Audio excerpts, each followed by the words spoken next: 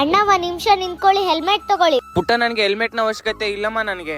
ಅಣ್ಣ ಹೆಲ್ಮೆಟ್ ತಗೊಳ್ಳಿ, ಅಲ್ಲಿ ಮುಂದೆ ಟ್ರಾಫಿಕ್ ಪೊಲೀಸ್ ಇದಾರೆ, ಇಲ್ಲಾಂದ್ರೆ ನಿಮಗ್ ಫೈನ್ ಹಾಕ್ತಾರ ನೋಡೋಣ. ಏನಕ್ಕೆ ಈ ತರ ಸುಳ್ಳು ಹೇಳ್ತಾ ಇದೀಯ? ಈ ಚಿಕ್ಕ ವಯಸ್ಸಿನಲ್ಲಿ ಮುಂದೆ ಟ್ರಾಫಿಕ್ ಪೊಲೀಸ್ ಇರ್ತಾರಾ? ಹಾ ಅಣ್ಣ, ನಿಜವಾಗ್ಲೂ ಮುಂದೆ ಟ್ರಾಫಿಕ್ ಪೊಲೀಸ್ ಇದಾರೆ. ಅಣ್ಣ ನಂಗ್ ದುಡ್ಡು ಬೇಡ, ಫ್ರೀ ಆಗಿ ತಗೊಂಡೋಗಿ. ದುಡ್ಡೇನ್ ಇಲ್ವಲ್ಲ, ಫ್ರೀ ಅಲ್ಲ, ತಗೊಳ್ಳೋಣ ಬಿಡು. ಅಣ್ಣ ಫ್ರೀ ಅಂದಲ್ಲ, ಕೊಡು ಪುಟ್ಟ.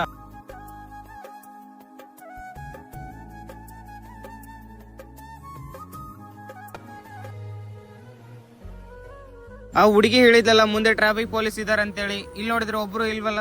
ಯಾಕೆ ಈ ಹುಡುಗಿ ಈ ತರ ಸುಳ್ಳು ಹೇಳಿದ್ಲು? ಹೋಗಿ ಕೇಳೋಣ. ಅಣ್ಣ ಏನಾಯ್ತು? ಯಾಕೆ ಸುಳ್ಳು ಹೇಳಿದೆ ಮುಂದೆ ಟ್ರಾಫಿಕ್ ಪೊಲೀಸ್ ಇದಾರೆ ಅಂತೇಳಿ? ಯಾಕೆ ಫ್ರೀ ಹೆಲ್ಮೆಟ್ ಕೊಟ್ಟೆ?